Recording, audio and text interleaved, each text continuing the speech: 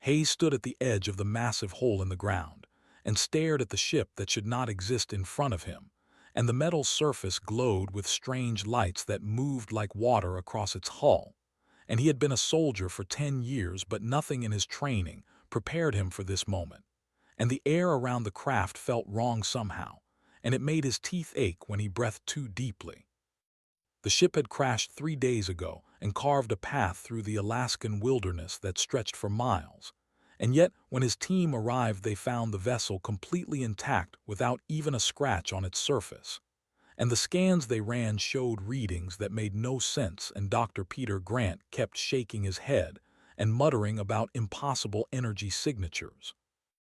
Amy Foster stood beside with her rifle pointed at the ship, and her finger rested near the trigger, and sweat dripped down her face despite the cold Alaskan air. And she had been with on dozens of missions, but he could see fear in her eyes now, and that made him more nervous than anything else because Amy never showed fear. Then the door opened.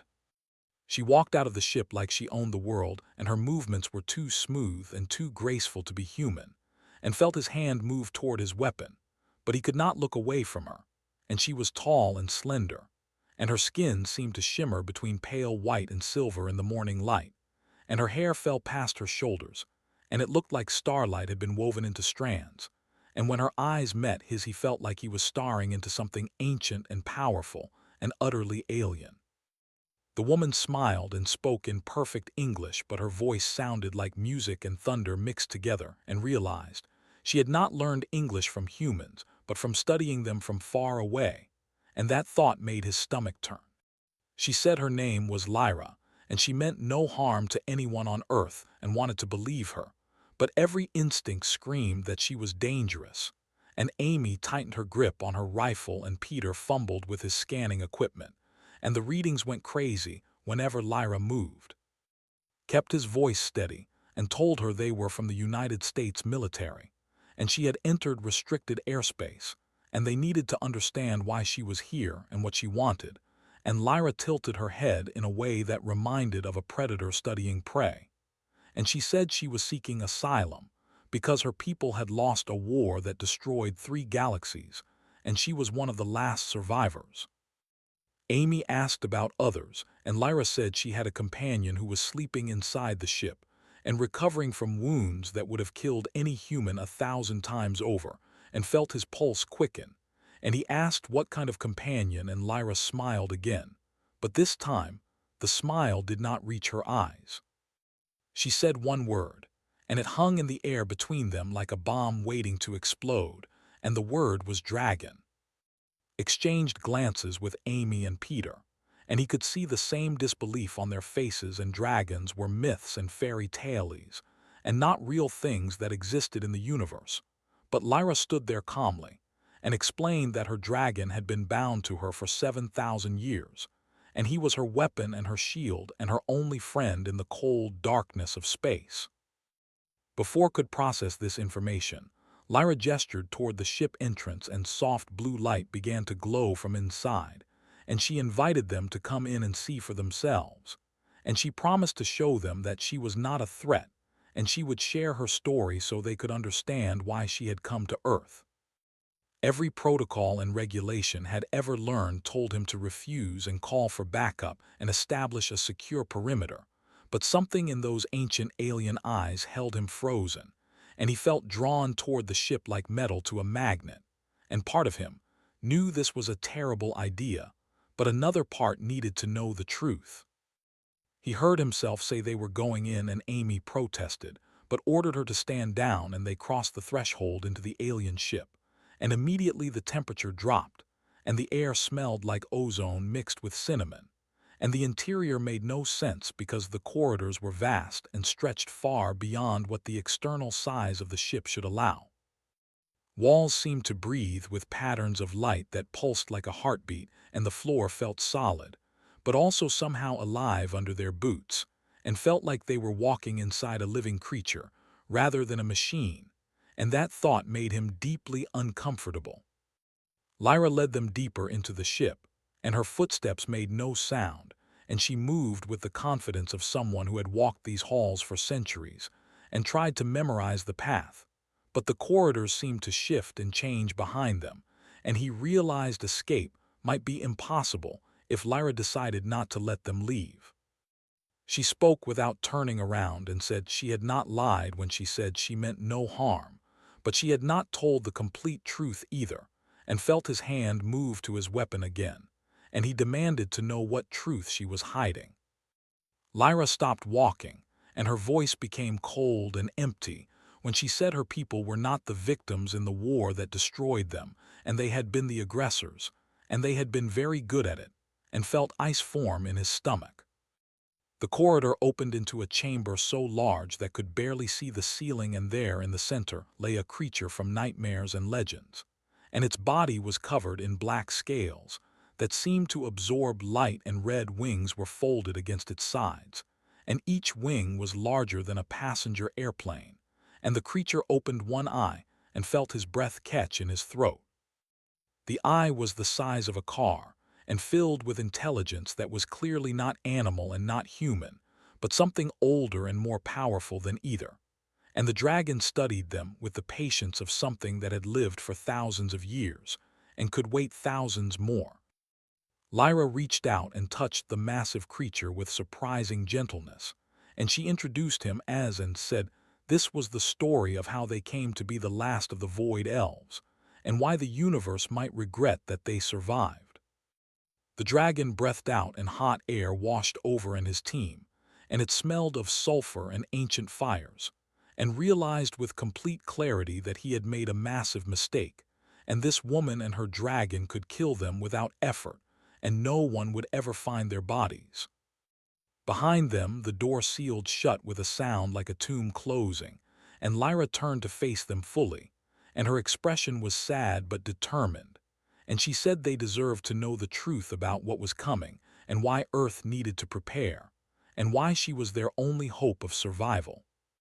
Wanted to run, but his legs would not move, and the dragon watched them with those massive ancient eyes, and he knew that running would be pointless anyway, because nothing human could escape a creature like this. Lyra began to speak, and holographic images filled the air around them, showing cities that stretched beyond horizons and ships that could swallow moons and battles that destroyed entire solar systems, and watched in horror as she revealed the history of her people. She explained that the Void Elves had been masters of genetic engineering and had reshaped themselves over millions of years, and they had enhanced every aspect of their biology until they were perfect killing machines. And then they found dragons on a dying world and saved them from extinction and bonded with them, and became the most feared force in 7 galaxies.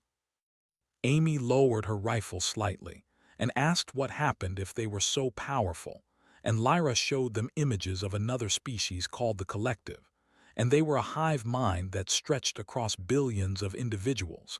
and they saw the Void Elves as a cancer that needed to be removed from the universe.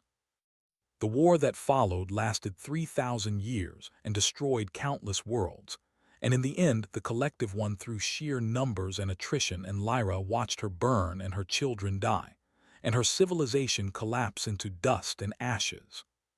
She admitted that she ran when the final battle came, and carried her away through dimensions and realities, until they found Earth, and she chose this world, because humans were primitive enough that the Collective would never think to look here. Felt something shift inside him, and he asked what she wanted from Earth, and Lyra said she wanted to teach humans how to survive, because the Collective was still out there, and still expanding, and they would reach Earth in 47 years. She showed them images of darkness spreading across the galaxy like a plague, and inside it billions of minds screamed in perfect unison, and felt sick looking at it. And he understood that this was not a choice between good and evil, but between extinction and survival. Peter asked how they could possibly fight something like that, and Lyra smiled, and said she would teach them the greatest weapon the Void Elves ever created, and she would show them how to bond with dragons and transform themselves into something powerful enough to stand against the darkness. Raised his massive head and spoke directly into their minds without using sound, and his voice resonated through their skulls, and he said Lyra was offering them fangs and claws. And the question was whether humans were wise enough to accept them, and strong enough not to repeat the mistakes of those who came before. Looked at his team and saw fear and wonder fighting on their faces, and he thought about Earth and all its problems and petty conflicts, and then he thought about that wall of darkness coming toward them, and the billions of people who had no idea what was waiting in the void. He asked what the cost would be, and Lyra said the cost would be everything they thought they knew about being human. 3 months passed since and his team entered the alien ship, and the world changed in ways that most people on Earth did not understand yet. And the military had built a massive facility around the crash site that looked like a small city from above, and satellites from other countries watched with suspicion. But no one knew the real truth about what was happening in the Alaskan wilderness. Project operated under the highest level of secrecy that had ever existed, and only 200 people on the entire planet knew what was really going on, and wished he was not one of them because the knowledge weighed on him like a physical burden. Lyra had adapted to living among humans, but she still seemed wrong somehow, and she wore jeans and sweaters like normal people. But her movements were too perfect, and her eyes were too old, and when she looked at humans, could see her calculating and measuring, and judging whether they would be strong enough for what was coming. The bonding process had begun 2 months ago, and 7 people had died in the first week, and their bodies rejected the transformation and tore themselves apart at the cellular level, and their screams still haunted in his sleep, and he wondered if any of this was worth the cost. Dr. Helen Carter ran the Biological Sciences Division, and she worked day and night trying to improve the survival rate, and Lyra had given them knowledge that compressed 10,000 years of trial and error into a procedure that took only hours. But the human body was not designed for what they were trying to do, and sometimes it simply failed. 3 people had successfully bonded with baby dragons that came from eggs had preserved, and the change in them was dramatic and frightening, and they moved differently and thought differently, and sometimes caught them looking at normal humans with something like contempt in their eyes, and that terrified him more than the collective. Amy Foster had been one of the first successful candidates, and her dragon was named Shadow, and the bond changed her in ways that went beyond physical, and she no longer needed much sleep, and her reflexes were impossibly fast, and her eyes had flecks of gold that had not been there before, and sometimes when she looked at he felt like she was seeing through him rather than at him. Today was turn, and he stood in the preparation room while Helen attached monitors to his chest and checked his vital signs for the 3rd time, and she did not meet his eyes, and he knew she was thinking about the 67% survival rate and wondering if he would be one of the lucky ones. Lyra entered the room and watched him prepare, and she said he was stalling and admitted he was being cautious, because they were asking him to undergo a procedure that fundamentally changed human DNA, and he was not eager to die screaming like the others had. She reminded him they only had 46 years and 7 months before the collective arrived, and every day spent hesitating was a day they could spend preparing, and her voice was cold and clinical, and realized she had watched so many people die over her long life that individual deaths no longer affected her much. Helen said the simulations were ready and 3 test subjects had bonded successfully, and the survival rate was acceptable, and pointed out that 67% meant 1 in 3 people died, and that was not acceptable to him. Lyra stepped closer, and her alien eyes blazed with emotion, and she said 2 out of 3 survived, and among her people the mortality rate had been 92% before they perfected the process, and she had compressed of knowledge into something that took hours, and he should be grateful instead of complaining.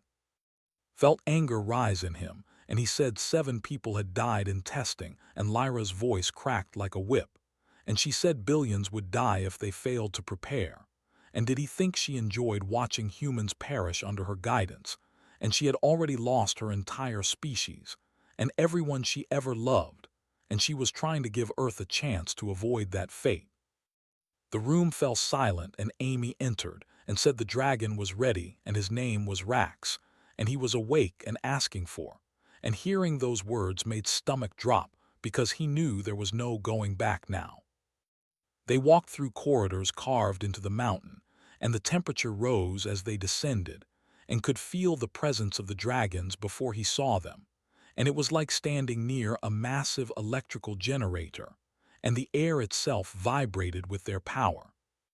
The bonding chamber was vast, and 3 dragons prowled inside, and they belonged to the successful test subjects, and their riders stood nearby with expressions of exhausted joy in them, because they had already passed through the fire and emerged transformed. But it was Rax who captured his attention, and the dragon was smaller than the others, and his scales were deep blue that seemed to absorb light, and his eyes held intelligence that was almost human but not quite, and those eyes focused on, with an intensity that was almost physical. A voice spoke directly into his mind, and it was younger than one had spoken but still ancient beyond human comprehension, and Rax said feared him, and that was good because fear meant respect, and respect meant the bond would not be taken lightly. Spoke aloud even though he felt foolish, and he said he did not want to die, and Rax's mental voice replied then, "Do not die." And the bonding killed those who were weak in spirit, not body, and it killed those who could not accept change, and those who clung to what they were instead of embracing what they could become. Lyra placed her hand on his shoulder, and her touch was surprisingly warm, and she said she would guide him through the process, and the pain would be extraordinary because his DNA was being rewritten, and his nervous system extended, and his expanded, but if he could endure, he would emerge as something greater. Helen approached with a syringe containing blue liquid that glowed faintly, and she explained this was Lyra's blood mixed with dragon genetic material, and it would initiate the transformation. And then he had to maintain physical contact with Rax for at least 6 hours while their minds synchronized, and if he broke contact the process would fail, and his body would reject the changes. Amy said breaking contact meant dying screaming as his DNA tore itself apart, and she told him not to break contact, and her voice was flat and matter-of-fact, and appreciated her honesty. He rolled up his sleeve and Helen injected the blue liquid, and immediately fire spread through his veins and gasped and dropped to his knees, and his vision went white, and every nerve in his body screamed in agony. Through the haze of pain he felt Rax approach, and felt hot breath on his face that smelled like metal and ozone, and the dragon's mental voice said now they would see if was worthy, and he needed to open himself completely, and let Rax see his soul. Pressed his palm against the dragon's scales, and the world exploded into sensation that went beyond pain and beyond anything human senses were designed to experience, and he felt his DNA unraveling and reforming, and new neural pathways burning through his brain like lightning, and his consciousness expanding to encompass something vast and alien. He screamed, but the sound was lost in the roar of transformation, and in that moment he understood what Lyra had tried to explain, and the bonding was not just physical but a complete merger of souls, and he felt Rax's memories flooding into him, and centuries of existence compressed into dragon genetic memory. He saw flight patterns of ancestors who ruled alien skis and the fury of fire and the joy of freedom, and all of it poured into his mind faster than he could process, and he thought he would go insane from the sensory overload. And Rax felt him in return and drank in his human experiences and his 28 years of life, and his loves and losses and fears and hopes, and the dragon sifted through his memories like a scholar examining ancient texts. Rax paused on moments of courage and sacrifice, and recoiled from moments of cruelty and weakness, and the dragon's mental voice said had darkness in him, and that was good, because only the broken understood the value of what they protected.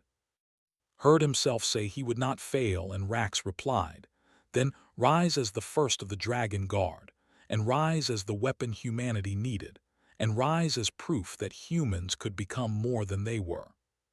The pain began to recede slowly and was replaced by a sensation of power unlike anything had experienced, and he could feel every molecule of air in the chamber, and sense the heartbeats of everyone present and perceive dimensions of reality that human senses had never been designed to detect. His vision sharpened to impossible clarity, and his hearing expanded to frequencies that had been inaudible moments before, and he stood up, and Rax stood with him, and their minds were now linked in a bond that could only be severed by death.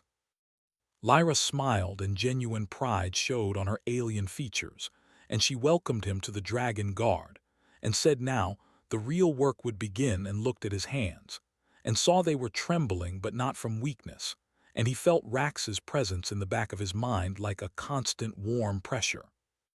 Amy approached and touched his shoulder and asked how he felt and tried to find words, but failed because there was no human language that could describe what he was experiencing, and he settled for saying he felt different and alive and terrified and exhilarated all at once. Helen checked her monitors and her eyes widened, and she said his vital signs were off the charts but stable, and his cellular structure had been completely rewritten, and according to the scans, he was no longer entirely human, and asked what he was now. Lyra answered and said he was something new and something old, and something the universe had not seen since the Void Elves bonded with dragons ago, and he was humanity's hope, and humanity's weapon, and humanity's greatest risk, all rolled into one person. Felt Rax's agreement in his mind, and the dragon said they were bound now, and they would fight together and die together, and nothing in the universe could separate them, and realized with perfect clarity that his old life was over, and whatever came next would be beyond anything he had imagined. 5 months had passed since Project began, and the world was starting to notice that something strange was happening in Alaska, and satellites from China and Russia kept taking pictures of the facility, and 3 conspiracy websites had published images of massive flying creatures over the wilderness, and the secret was becoming harder to keep every day. General Wade sat across from Lyra in the command center, and her face looked like it had been carved from stone, and she said the Chinese were asking questions, and the Russians had moved intelligence agents into position, and how much longer did Lyra expect them to keep this hidden from the world? Lyra said she did not expect to keep it secret much longer, and secrets this big had a limited, and the real question was not whether the world would find out, but how they controlled the revelation when it happened. Stood behind Lyra with one hand resting on the wall and outside Rax perched on the mountain, and the bond had changed in ways he was still discovering, and he no longer needed much sleep, and his reflexes had become impossibly fast, and he could feel Rax's emotions as clearly as his own. He surprised himself by saying they should go public and tell the world everything, and General Wade slammed her hand on the table and asked if he was insane, because the panic alone would destabilize governments and religious institutions would lose their minds, and the social order would collapse. Amy entered the room and said it was going to collapse anyway because they could not hide dragons forever, and when the truth came out through leaks, it would be worse than if they controlled the narrative, and she had been promoted to captain after proving herself as one of the first Dragon Guard members. Helen pulled up displays that showed holographic information and said they now had 62 successfully bonded Dragon Guard members, and the mortality rate had dropped to 43% as they refined the process, but they needed thousands of bonded warriors if they were going to have any hope against the collective. She explained that meant worldwide recruitment and genetic screening and international cooperation, and none of that was possible while operating in secret, and the logic was undeniable. Lyra looked at them all with her ancient eyes and said there was another factor they had not considered, and the bonding did not just change humans physically but psychologically, and the dragons granted power, but power without wisdom was just another form of destruction.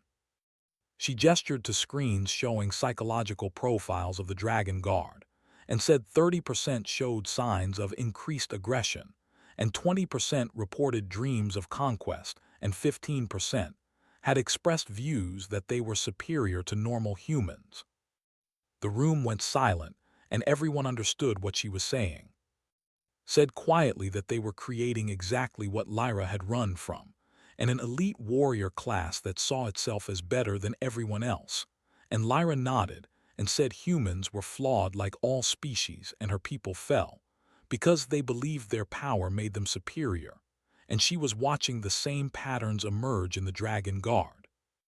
General Wade asked what Lyra proposed, and Lyra said transparency and accountability and competition. And she said they should not make the Dragon Guard a separate entity, but integrate them into existing military structures, and make them answer to normal commanders, and create oversight committees of civilians. She paused and said they also needed to prepare for the possibility that the Dragon Guard might need to be fought by humanity itself, if they became what her people had become. And Helen asked if Lyra was seriously suggesting they prepare for civil war. Lyra said she was preparing them for reality because power corrupted and absolute power corrupted absolutely. And that was not just a human saying, but a universal constant. And the collective existed because billions of species looked at beings like the Void Elves and decided individualism was too dangerous to allow. Felt Rax stirring in his mind, and the dragon said Lyra was right, and he could feel hunger growing in the other bonded dragons. And some of their riders dreamed of ruling instead of serving, and even Rax himself felt urges to dominate that took constant effort to resist. General Wade looked directly at Lyra and asked why she had not taken over the entire operation since she had, and his power made all the other dragons look like children, and she could control everything with a single thought. Lyra's expression became distant and sad, and she said she had lived long enough to know that ruling through fear accomplished nothing permanent, and she watched her people destroy themselves through exactly that kind of thinking. And she was old and tired, and ambition seemed like a game for children now. She said she wanted only one thing, and that was for her species' final act to be something other than destruction. And if she could help humanity survive and teach them to avoid her mistakes, then perhaps the Void Elves would not be remembered only as monsters. A commotion outside interrupted them, and voices shouted in alarm, and weapons were. And's bond with Rax flared with warning, and he felt information flowing through the connection, and there were intruders and multiple contacts, and they were moving fast. They rushed outside and found chaos, and 5 figures descended from the sky, and their forms were hidden by some kind of technology that bent light around them. And when they landed, the technology failed and revealed something that made blood freeze. They were Void Elves, but not like Lyra, who was worn down by guilt and age, and these were warriors in their prime. And their armor was living crystal that shifted and adapted, and their eyes held no doubt or mercy. And behind them, dragons descended through clouds, and these dragons were massive in battle and radiated controlled violence. The leader removed her helmet and revealed features that resembled Lyra, like a sword, resembles a knife, and similar in purpose, but entirely different in execution. And her voice carried across the compound with unnatural clarity. She said Lyra's full name and identified herself as Commander Tess, and said she was part of the remnant who were survivors of battles could not pronounce, and they had tracked Lyra across galaxies and through dimensions, and found her here hiding among primitives.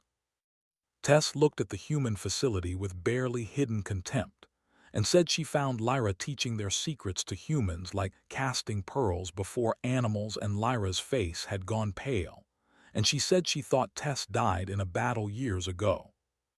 Tess said she survived along with 300 others scattered across dark spaces between galaxies, and they had been searching for Lyra not to punish her for running, but because she possessed something they needed desperately. Her eyes found who had emerged from the mountain and filled the sky with his massive form, and Tess breathed the words Father Dragon with reverence and hunger, and she said his eggs could rebuild the Void Elf Empire in a single generation. She gestured dismissively at, and the dragon guard and said Lyra had been wasting the eggs on talking animals when they should have been used to restore their own species to glory. Lyra stepped forward and power gathered around her until the air itself began to distort, and she said the eggs were not for the remnant, and she would not allow them to repeat the mistakes that destroyed their civilization. Tess laughed and asked if Lyra thought she had a choice, and did she really believe these humans with their infant dragons could stand against the remnant, and she raised her hand and her warriors did the same, and power crackled between them. She said they would take eggs by force and rebuild their species, and these humans would be their first conquest and proof that the old ways still worked. Lyra said quietly over my dead body, and Tess replied, if necessary, and smiled coldly. The world exploded into violence and felt Rax's command crash through his mind, telling him to launch immediately, and he was climbing onto the dragon's back before his conscious mind processed the order, and around him, 62 Dragon Guard members were doing the same. Their dragons took to the air in a thunder of wings and battle fury, but knew immediately they were outmatched and catastrophically so, and the remnant's dragons were veterans of wars that consumed galaxies, and their riders had fought for thousands of years, whilst Team had been training for only 5 months. Tess's dragon breathed plasma that turned air itself into fire and watched in horror, as one of the guard was caught in the blast, and her dragon tried to shield her, but the damage was too severe, and they fell from the sky trailing smoke. Rax's mental voice was ice cold and told not to watch but fight or die, and the dragon's combat instincts overrode everything else, and they dove into valleys between mountain peaks, using broken terrain to break line of sight with the enemy. Other Dragon Guard members followed, and those who did not died in the first minutes, as the remnant demonstrated the difference between trained warriors and those who merely survived training. Lyra fought like a force of nature and was a mountain of scales and fury, and his breath weapon did not just burn, but seemed to erase matter from existence, and where his flames touched reality itself burned away, leaving tears in space that took seconds to heal. But even Lyra's power was finite, and saw exhaustion beginning to show in her movements, and strikes became slower, and they were losing. Thought something insane to Rax, and suggested they destroy the eggs if they could not stop the remnant from taking them, and Rax felt shock then understanding, and said that would mean the end of the dragon bloodline. Said he knew but better that than allowing the remnant to rebuild an empire of conquest, and Rax said, would never agree because the eggs were his children, and said then they would not ask permission. He directed Rax toward the facility, and toward the chamber where 17 eggs rested in stasis, and other Dragon Guard members read his intentions through their bonds, and moved to provide cover, and it was not coordination, but desperation given form. They made it inside and dismounted, and ran toward the egg chamber, and his enhanced body let him move faster than any normal human, and Amy appeared beside him with blood streaming from her shoulder wound. She gasped that they could not do this because destroying the eggs meant ending any hope of rebuilding the dragon species, and said without slowing that if they did not destroy them, the remnant would use them to rebuild their empire of terror. They reached the chamber, and 17 eggs pulsed with inner light, and each one contained a dragon that could live for, and's hand hovered over the self-destruct mechanism that Helen had installed as a mental voice crashed through's mind like a physical blow, and the ancient dragon had disengaged from combat and was hurtling toward the facility, and he commanded to wait because there was another way. Stood frozen with his hand hovering over the self-destruct button, and his mind raced trying to understand what other option could possibly exist, and through the walls he could hear the sounds of battle continuing and dragons roaring and weapons firing, and people dying. His massive presence filled his mind, and the ancient dragon's thoughts were clear despite the chaos outside, and he said the eggs were not his to keep or destroy, because they were the future, and the future had to choose its own path. shouted at the ceiling asking what that meant and how could eggs choose anything, and landed outside the facility with enough force to shake the entire mountain, and through the bond with Rax, could see the massive dragon's form. Said trusted Lyra and had bonded with his son Rax, and was willing to destroy his children to prevent greater evil. And this told him everything he needed to know about humanity and humans, understood that power came with responsibility. The ancient dragon's mental voice expanded and suddenly could feel all the dragons both bonded and unbonded and veterans and juveniles, and he felt consciousness reaching out to touch each of his children who still slept in their crystalline eggs. Spoke to all of them through the bond network, and said humans were young and stupid and violent and short-lived, but they were also brave and adaptable and creative and capable of change in ways the Void Elves never were. He said humans could be taught and could learn and might even survive what destroyed the not because they were better, but because they were willing to admit they needed help and accept it. The eggs began to glow brighter and respond to their father's call, and watched in amazement as the light intensified, and he realized the baby dragons inside could hear and understand. Continued and said the remnant would never accept this choice, because they saw the eggs as property and weapons and tools to rebuild their empire. And so he was giving them a choice to leave now and live or stay, and face the full fury of the father dragon protecting his children. Outside the battle had paused in Tess, and the remnant warriors hovered in the sky on their dragons, and their expressions showed confusion and growing anger.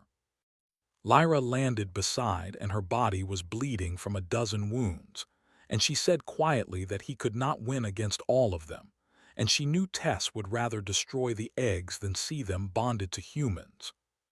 His mental voice was calm when he replied that if Tess would destroy his children rather than let them choose their own path, then she was not truly but simply another tyrant, and he was very old and very tired of tyrants. The ancient dragon's body began to glow with power that made reality itself groan in protest, and had seen fight and felt the edge of his strength. But this was different, and this was the father dragon calling on reserves he had hoarded for. Lyra's voice cracked with emotion, and she said if he used that much power it would kill him, and they had been together for 7,000 years, and she begged him not to throw it away here. His response was gentle and almost amused, and he said what good was surviving if he protected nothing worth protecting, and Lyra had run for so long, but he was too old and too heavy to run anymore. He said these foolish humans had given him something he thought he had lost, and that was hope for the future, and his last act would be one that mattered. Found his voice and shouted for to stop because there had to be another way, and the dragon agreed there was always another way, but few of them actually worked, and he had lived long enough. The barrier erupted into existence and covered the entire facility in a dome of light and force, and it was made of pure will, and touching it would be like trying to grasp a star with bare hands. Tess tried anyway, and her dragon's claws scraped against the barrier, and left trails of disrupted reality that sparked and hissed, but could not penetrate. She screamed at Lyra, calling her a fool, and saying she had convinced the father dragon to commit suicide for primitive animals, who would doom themselves within a generation. Lyra called back, and her voice was thick with tears, and she said maybe humans would fail, but it would be their choice and their mistakes and their potential triumph, and had given them the chance to be something the Void Elves never were. The barrier pulsed and grew stronger, and the remnant warriors pulled back, recognizing they could not breach it without killing themselves in the attempt. Tess's face showed pure hatred, and she said this was not over, and they would return with more forces and gather all the remnant from across dark space and take what should be theirs. Lyra agreed they would try, and said humanity would be ready when they came. The remnant departed, and their dragons climbed into the sky and vanished into the upper atmosphere, and Tess's final words echoed behind them, promising this was just the beginning. Lyra whispered that it was indeed just beginning and watched as body began to dim, and the barrier remained, but was now sustained by the dragon's fatting life force. Ran outside with Rax following, and the ancient dragon was shrinking as his massive form contracted, and his power depleted, and Lyra knelt beside him with one hand on his snout and whispered words in a language older than human civilization. His mental voice was growing faint, and he told them to protect the eggs and help the baby dragons choose wisely and teach humanity that power was not the same as the right to dominate.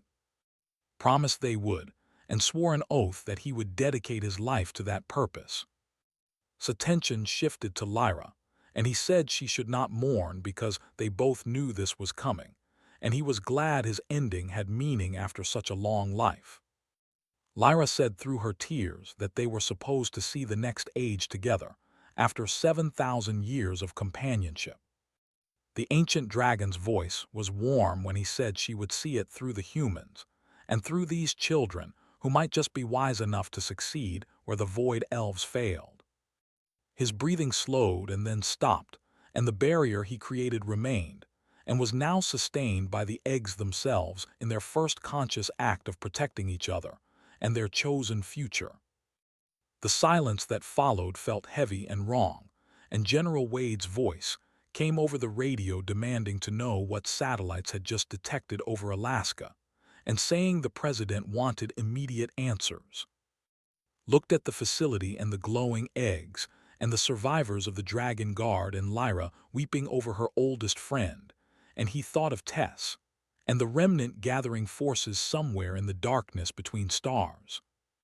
He thought of the collective still decades away, but coming steadily, and he thought of what it said about humans maybe surviving what destroyed the Void Elves.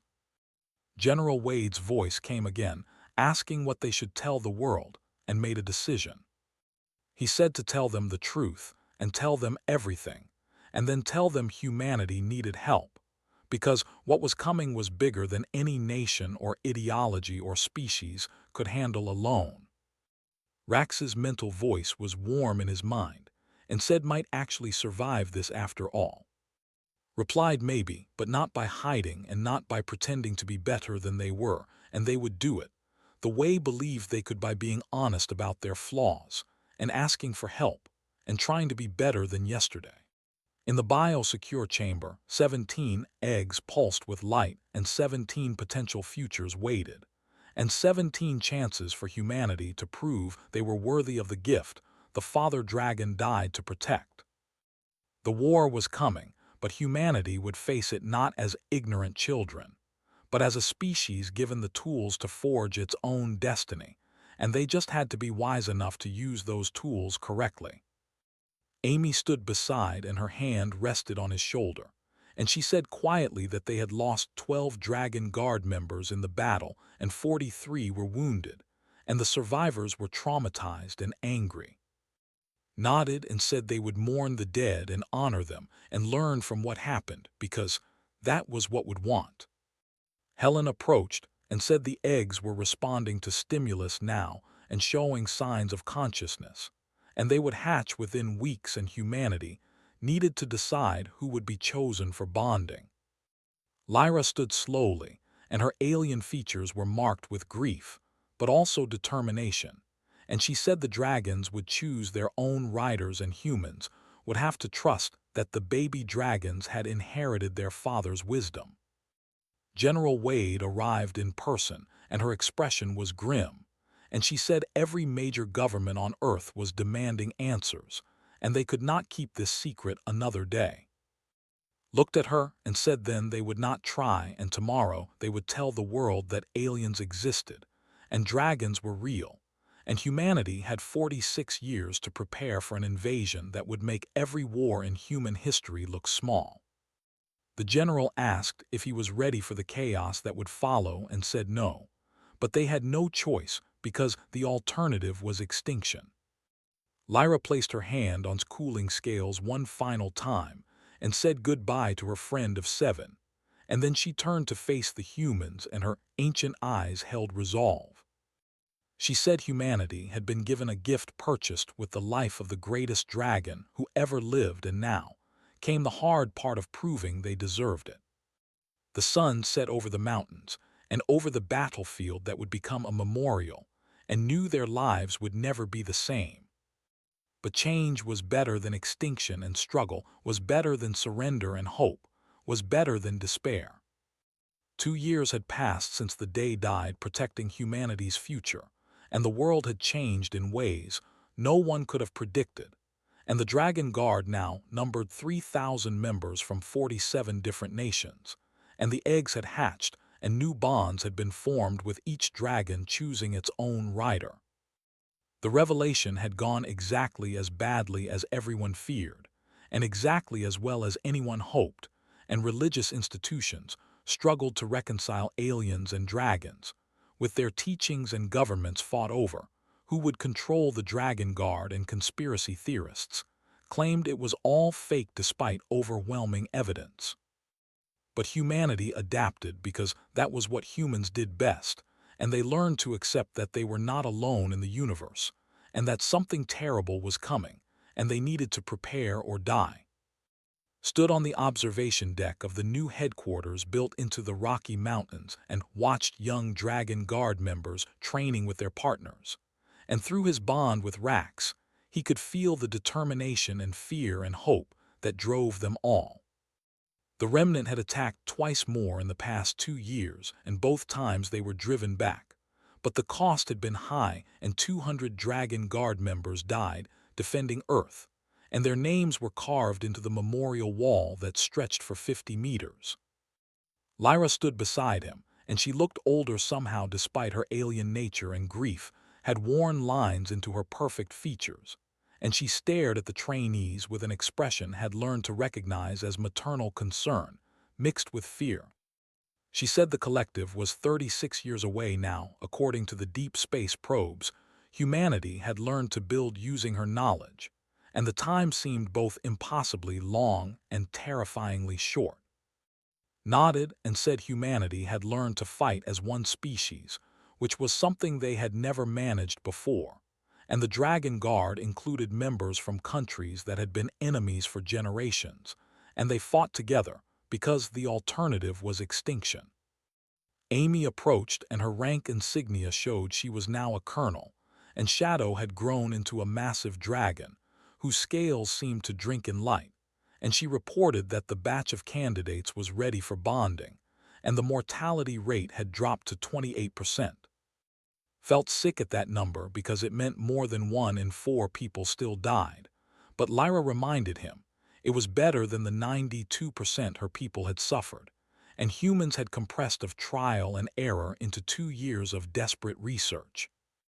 The bonding chambers were full of candidates who knew the risks and volunteered anyway because they understood what was at stake, and admired their courage even as he mourned those who would not survive.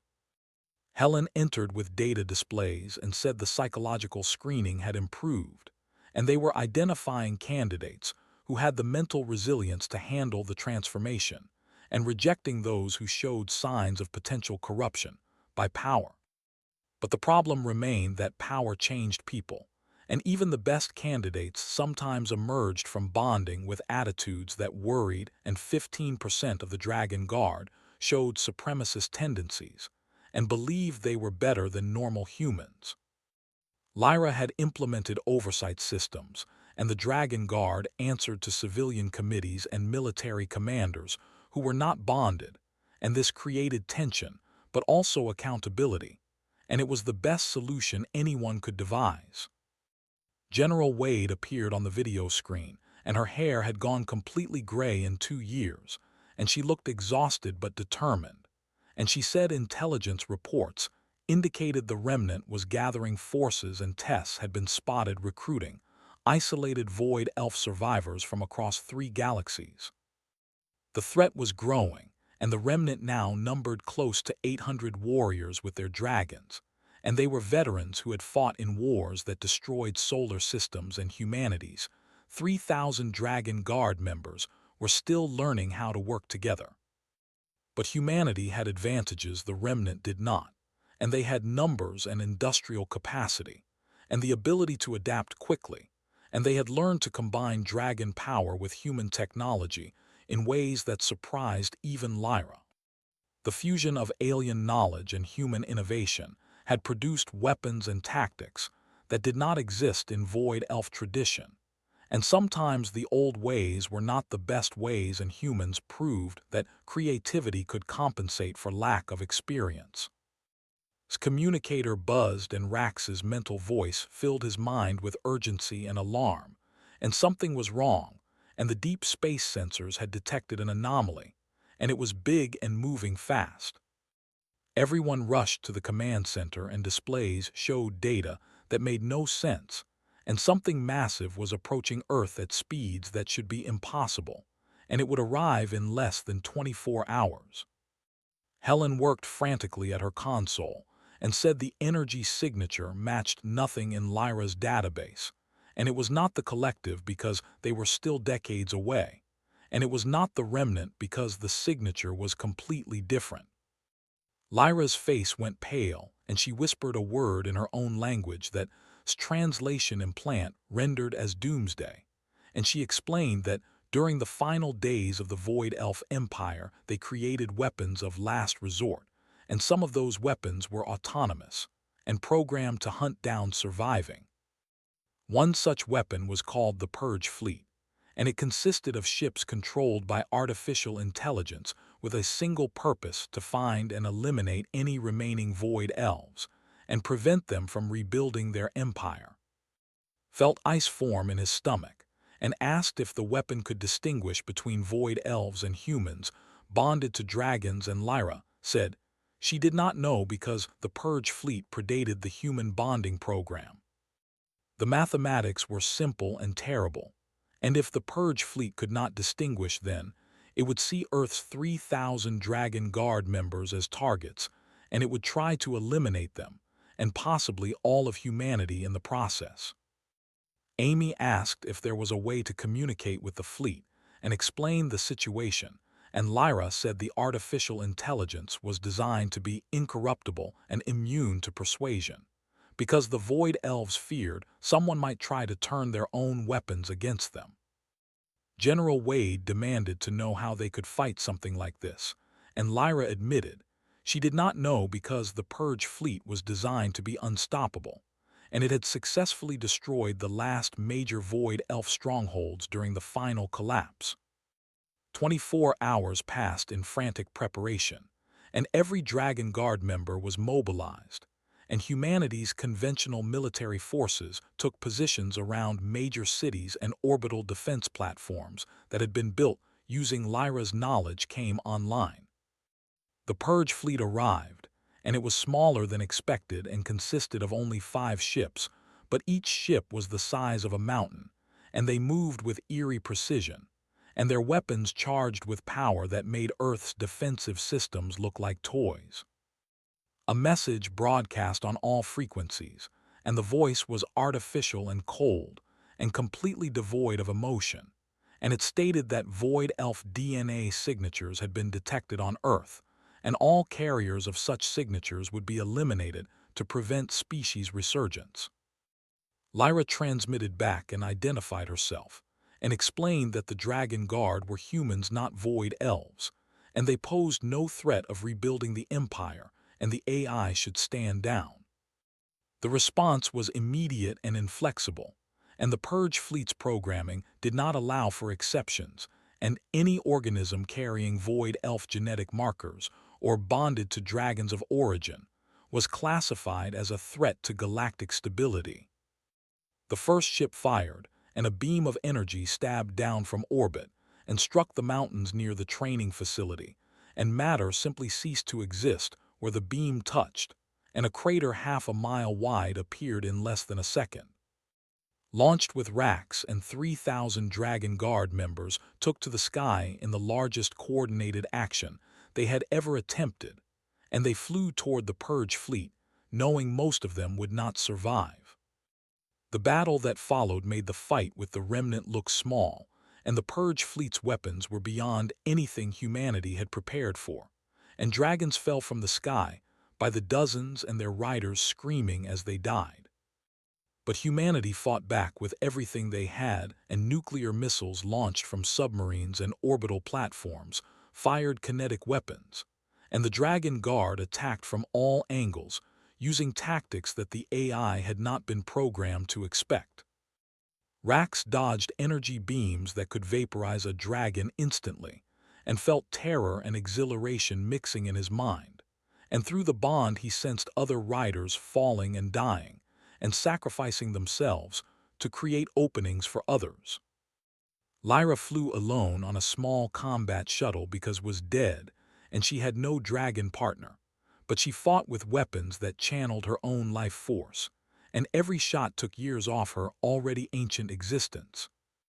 One of the Purge fleet ships began to falter, and its shields weakened under concentrated fire, and Amy led a strike team that penetrated the hull and planted fusion charges in critical systems, and the ship exploded in a ball of fire that lit up the sky. But the cost was devastating, and 500 Dragon Guard members died taking down that single ship, and 4 more remained, and humanity could not sustain losses at this rate. Had an idea born of desperation, and he called to Lyra over the communication network, and asked if the Purge Fleet AI could be convinced that eliminating the Dragon Guard would actually increase the chance of Void Elf resurgence. Lyra understood immediately, and said if the AI believed the Dragon Guard was humanity's only defense against the Remnant, then eliminating them would leave Earth vulnerable to actual Void Elf conquest. They crafted a message together and broadcast it on all frequencies, and explained that the Remnant was coming with 800 warriors who intended to take Earth by force and rebuild the Empire, and the only thing standing in their way was the Dragon Guard. The AI processed this information, and its response came after 10 seconds that felt like hours, and it stated that the logic was sound but required verification. At that moment, as if summoned by fate itself, the Remnant arrived, and Tess led her forces into Earth's orbit and saw the Purge fleet, and understood immediately what was happening. She transmitted a message to, and said fate had given them a common enemy, and suggested a temporary alliance, because, if the Purge fleet destroyed Earth, then the eggs and the possibility of rebuilding the Void Elves would be lost forever.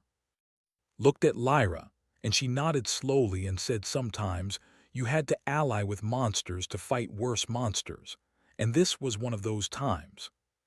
The combined forces of humanity and the Remnant attacked the Purge fleet together, and 800 veteran warriors joined 3,000 human warriors, and for a brief moment, ancient enemies fought side by side.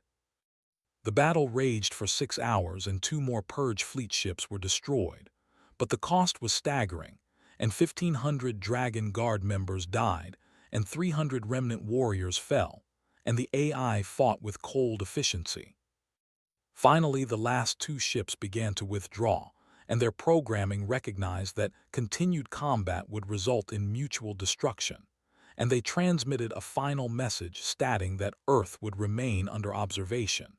and any sign of true Void Elf resurgence would trigger immediate elimination. The ships vanished into deep space, and silence fell over the battlefield. Tess landed near, and her dragon was bleeding from a dozen wounds, and she looked at him with grudging respect, and said humans fought better than she expected. Replied that humans learned fast when their survival depended on it, and asked what happened now. Tess said the alliance was over, and the Remnant would return to claim what was theirs, but not today because they had lost too many warriors and needed time to recover. She looked at Lyra and said her old friend had chosen poorly by allying with humans, but she had fought well and deserved to die with honor when the time came. Then the Remnant departed and left Earth's orbit and vanished into the darkness between stars. The aftermath was devastating, and counting the dead took days and rebuilding would take years, but humanity had survived, and the Dragon Guard remained intact though bloodied and reduced. Stood at the memorial wall and ran his fingers over new names carved in stone, and he thought about the price of survival and wondered if it was worth it. Rax's mental voice was gentle and said survival was always worth the price because the dead would want the living to continue and make their sacrifice meaningful. 2 years had passed since died, and now humanity had proven they could fight impossible odds and survive, and they had 36 years before the collective arrived, and they would use every moment to prepare. Lyra stood beside again and placed her hand on his shoulder, and said would be proud of what humans had accomplished. Looked at the sky and thought about all the threats still out there, and the remnant gathering strength, and the collective approaching, and the purge fleet watching from the darkness. But he also thought about 3,000 Dragon Guard members who had stood against impossible odds and humanity's ability to adapt and overcome, and the bonds between humans and dragons that grew stronger every day. They would face what came together, and they would survive because that was what humanity did best. The future was uncertain and dangerous, but it was theirs to shape, and that was worth fighting for.